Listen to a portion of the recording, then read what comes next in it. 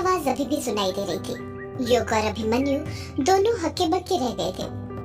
दोनों पसीने से भीग चुके थे। टाइपराइटर की आवाज सुनकर तो अभिमन्यु का सारा नशा उतर गया था।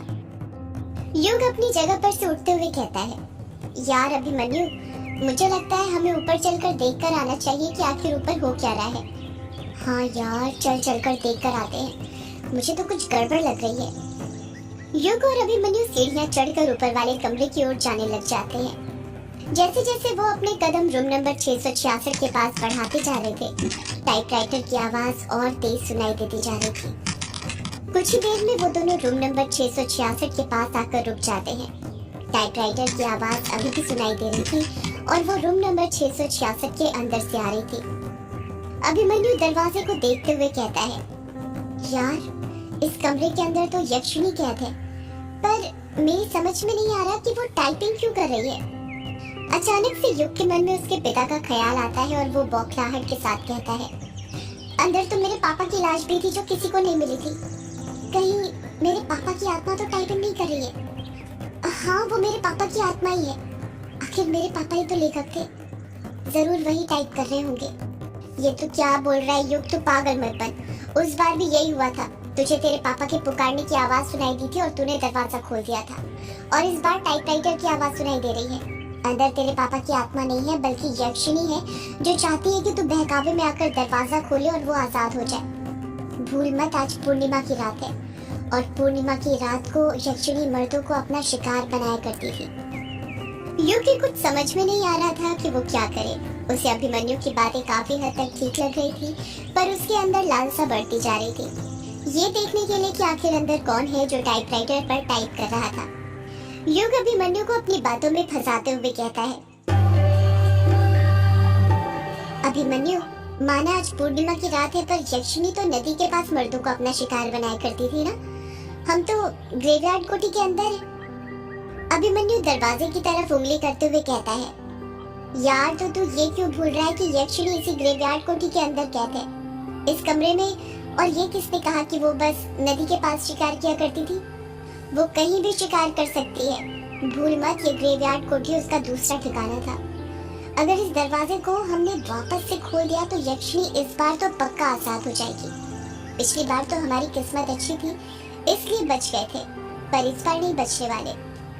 युग अभिमन्यु को समझाते हुए कहता है, यार अभिमन्यु, तू ना मेरी बात समझने की कोशिश कर।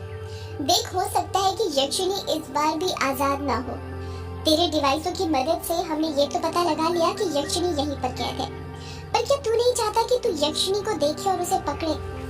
सोच, आज तक लोगों ने सिर्फ भूतों को पकड़ा होगा, उन्हें अपने वश में किया होगा, पर तू पहला ऐसा पैरानॉर्मल एक्टिविस्ट होगा जो एक यक्षिणी को पकड़ेगा। तेरा कितना नाम होगा, तुझे लोग जानने लगेंगे। ये तेरे लिए, ये तेरी जिंदगी की सबसे बड़ी अचीवमेंट होगी। सिर्फ तेरे लिए क्या, दुनिया की सबसे बड़ी अचीवमेंट होगी। युग अभिमन्यु को अपनी बातों के जाल में फंसाने लग जाता है और अभिमन्यु भी धीरे धीरे उसकी बातों में आने लग जाता है और कुछ ही देर में दरवाजा खोलने के लिए राजी हो जाता है।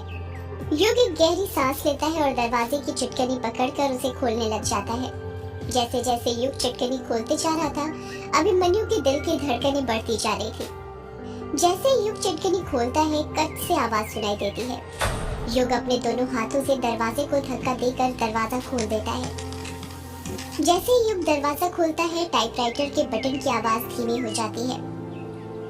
जब वो दोनों कमरे के अंदर घुसते हैं तो देखते हैं कि वहाँ पर बहुत अंधेरा था, इतना अंधेरा कि कुछ दिखाई नहीं दे रहा था। बस टाइपराइटर की आवाज सुनाई दे रही थी, जैसे कोई बस एक दो बटन दबा रहा हो। अपना बचपन कोठी में ही बिताने के कारण युग को पता था कि लाइट का स्विच कहाँ है। वो लाइट के स्विच के पास जाता है और उसके बटन को दबा देता है। वो बटन तो दबाता है पर लाइट ऑन नहीं होती है। वो खुद से कहता है, अरे ये क्या, लाइट चालू क्यों नहीं हुई? कोठी में तो लाइट है, फिर इस कमरे में लाइट क्यों नहीं चल रही? शायद कनेक्शन ढीला हो गया होगा या तार खराब हो गए होंगे। युग खुद ही अपने सवालों का जवाब दे देता है। युग और अभिमन्यु दोनों ही अपने मोबाइल के टॉर्च ऑन कर लेते हैं। मोबाइल के टॉर्च भी बार बार बंद चालू हो रहे थे और ये सब कमरे में मौजूद अदृश्य शक्ति के कारण हो रहा था। युग हैरानी के साथ कहता है, यार ये लाइट के कनेक्शन का तो समझ में आता है, पर ये मोबाइल के टॉर्च को क्या हो गया? ये क्यों बार बार बंद चालू हो रहा है? अभिमन्यु युग के सवाल का कुछ जवाब नहीं देता क्योंकि उसके दिमाग में तो कुछ और ही सवाल चल रहे थे। वो यही सोच रहा था कि पिछली बार जब वो दोनों इस कमरे में अंदर आए थे तो उन्हें मरे हुए इंसान के शव की बदबू आ रही थी, पर अब क्यों नहीं आ रही। मोबाइल की टॉर्च की बंद चालू रोशनी में वो दोनों बस यही देख पाए थे कि कमरे के अंदर जगह जगह पर मकड़ी के जाले जमे हुए थे। सेल्फ में रखी ढेरों किताबों के ऊपर उन मकड़ियों ने अपना घर बना लिया था। दीवारों पर एक दो बड़ी बड़ी तस्वीरें टंगी हुई थी, पर अंधेरा होने की वजह से वो फोटो क्लियर नहीं दिख रही थी। कमरे के अंदर ही टेबल रखा हुआ था जिसके ऊपर कुछ और किताबें, पेन, पेंसिल, हाइलाइटर और सफेद टाइपराइटर रखा हुआ था जिसके बटन अपने आप ही दब रहे थे। युग और अभिमन्यु टाइपराइटर के बटनों को अपने आप दबता हुआ देखकर शॉक्ड हो गए थे। अभिमन्यु के तो रोंगटे खड़े हो गए थे। वो जहाँ पर था वहीं पर रुक गया, उसके पांव चिपक गए थे। युग बड़ी हिम्मत करके अपने कदम उस टाइपराइटर की ओर बढ़ाने लग जाता है। जब वो उस टाइपराइटर के पास पहुंचता है और जैसे ही उसे छूता है उसके बटन दबना अपने आप ही बंद हो जाते हैं। नजदीक जाकर वो देखता है कि सफेद टाइपराइटर के ऊपर बहुत सारी धूल जमी हुई थी, साथ में उसके ऊपर खून के दाग भी थे। टाइपराइटर के अंदर ही एक पीला मटमैला पेज लगा हुआ था। अभिमन्यु हैरानी के साथ कहता है, यार ये टाइपराइटर तो तेरा हाथ लगाते ही रुक गया, जैसे तेरा स्पर्श पहचानता हो। ऐसा कैसे हो गया? पता नहीं यार, मैं तो ये सोच रहा हूँ कि इसके बटन अपने आप कैसे दब रहे थे। वो दोनों टाइपराइटर के बारे में सोच ही रहे थे कि तभी उन दोनों को एहसास होता है जैसे उनके पीछे से कुछ गुजरा हो। वो दोनों डरते हुए पीछे मुड़ने लग जाते हैं, पर उनके पीछे कोई नहीं था। अभिमन्यु को नेगेटिव वाइब्स महसूस होने लग जाती हैं और वो डरते हुए कहता है, यार अब हम दोनों को इस कमरे से निकलना चाहिए। युग धीरे से कहता है, हाँ चल, मुझे भी कुछ ठीक नहीं लग रहा है। जैसे ही युग ये बात कहता है उसे एक औरत की फुसफुसाती हुई आवाज सुनाई देती है, अभी कहाँ जा रहा है, रुकना। युग घबराते हुए कहता है, यार तूने आवाज सुनी? कैसी आवाज? एक औरत की आवाज यार। नहीं, मैंने तो नहीं सुनी। युग को लगता है उसका कोई वहम होगा और वो अपने कदम दरवाजे की ओर बढ़ाने लग जाता है। जैसे जैसे वो अपने कदम दरवाजे की ओर बढ़ाते जा रहा था उसके कान में एक औरत की फुसफुसाती हुई आवाज सुनाई दे रही थी, रुक जा, मुझे लेके जा, रुक जा, मुझे लेके जा, रुक जा। पर युग इन आवाजों को इग्नोर मार रहा था। वो दोनों कमरे के बाहर निकल जाते हैं और दरवाजा लगाने लग जाते हैं। युग दरवाजा लगा ही रहा था कि तभी टाइपराइटर की आवाज फिर सुनाई देने लग जाती है। युग हैरानी के साथ कहता है, अरे ये टाइपराइटर तो फिर से बजने लग गया। इतना कहकर युग वापस से दरवाजा खोल देता है। जैसे ही वो दरवाजा खोलता है वापस से आवाज आनी बंद हो जाती है। वो फिर दरवाजा लगाने लग जाता है, पर फिर टाइपराइटर की आवाज सुनाई देने लग जाती है। युग बार बार दरवाजा खोलता और बंद कर रहा था और टाइपराइटर की आवाज भी कभी आ रही थी तो कभी नहीं आ रही थी। अभिमन्यु हैरानी के साथ कहता है, ये सब चल क्या रहा है यार? जब जब तू दरवाजा लगाता है आवाज आनी शुरू हो जाती है और जैसे ही खोलता है आवाज आनी बंद हो जाती है। युग कुछ सोचते हुए कहता है, यार मुझे तो लग रहा है इस टाइपराइटर में ही कुछ गड़बड़ है, जरूर इसके अंदर कुछ ना कुछ तो है। इतना कहकर युग वापस से कमरे के अंदर घुस जाता है। अभिमन्यु उसे रोकने की कोशिश करता है, पर उससे पहले ही युग कमरे के अंदर घुस चुका था। कुछ देर बाद युग कमरे से बाहर आता है तो अभिमन्यु देखता है कि युग ने अपने हाथ में सफेद टाइपराइटर पकड़ा हुआ था। अभिमन्यु अपना सिर पकड़ते हुए कहता है, अरे ये क्या किया तूने? ये टाइपराइटर क्यों उठा लाया तू अपने साथ? मैंने तुझे बताया था ना, जिस कमरे में कोई आत्मा या परलौकिक शक्तियां हो वहाँ की चीजों के साथ छेड़छाड़ नहीं करना चाहिए, उन्हें हाथ नहीं लगाना चाहिए। युग टाइपराइटर पर हाथ फेरते हुए कहता है, यार जब पेन बाहर आया था तब कुछ हुआ था क्या? नहीं हुआ था ना, तो अब टाइपराइटर बाहर लाने से क्या हो जाएगा? और तू देख नहीं रहा था कैसे अपने आप बच रहा था? ये अंधेरा था ना, इसलिए कुछ समझ नहीं आ रहा था।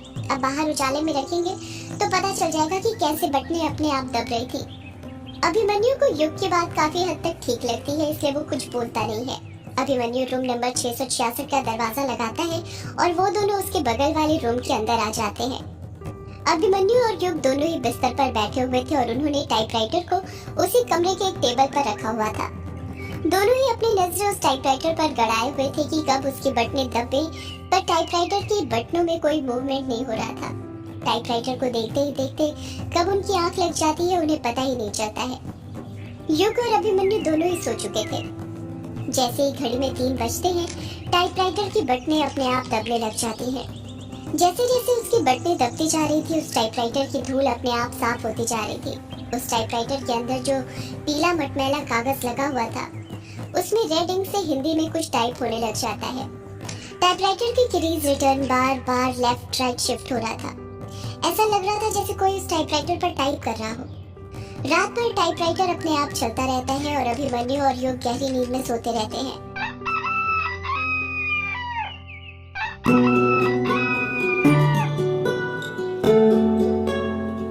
सुबह के 8 बज रहे थे और मुर्गे ने बांग दे दी थी।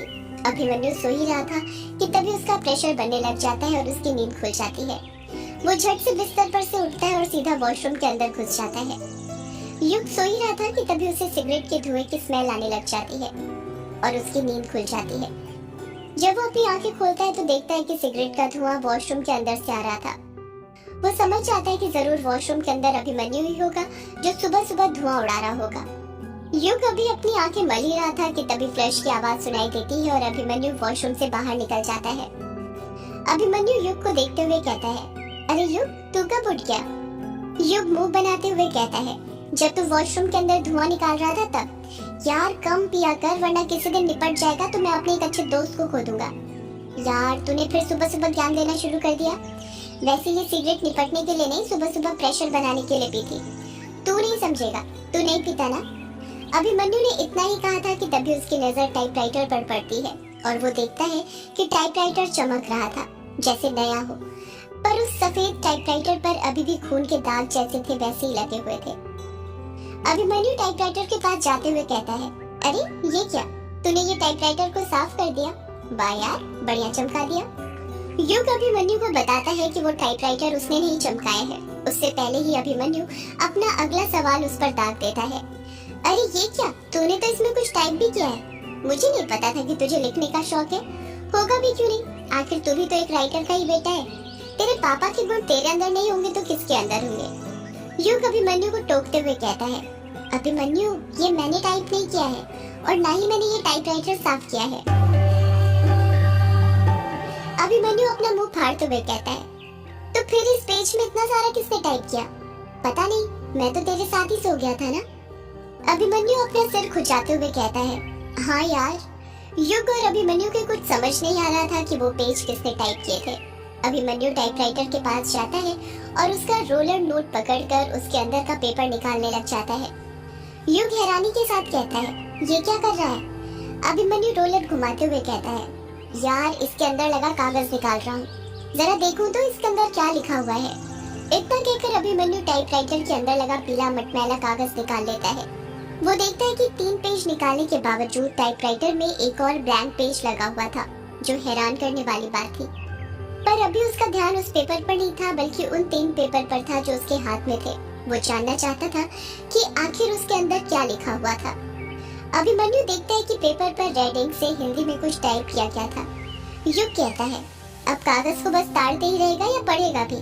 हाँ यार, पढ़ रहा हूँ। अभिमन्यु पेपर पढ़ते हुए कहता है, रात के 3 बज रहे थे और कृष्णोई नदी के पास। सदियों से है पुरानी ये है यक्षिणी की कहानी।